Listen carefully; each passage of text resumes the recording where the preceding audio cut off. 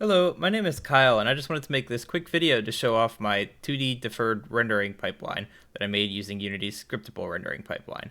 Um, so I've got objects reacting to specular lighting, diffuse lighting, emissives. Objects can cast shadows. I can specify specular and emissive textures. Like for instance, these walls here have some specular details.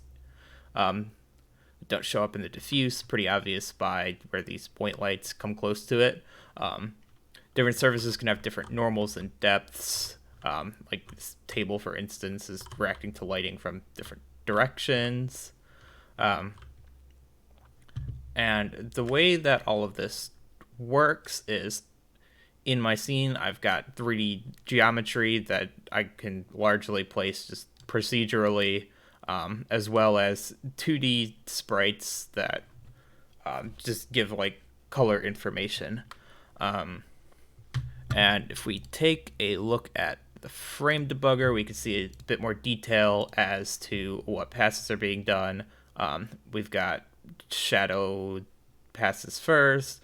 We go to color our G buffer with like emissive plus ambient, diffuse, and then specular.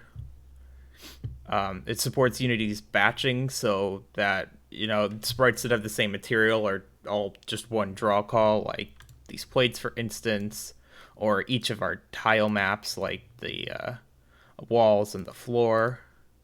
From there, it goes on to render the normals and depth to a separate texture. And it combines that all together and the deferred lighting pass, where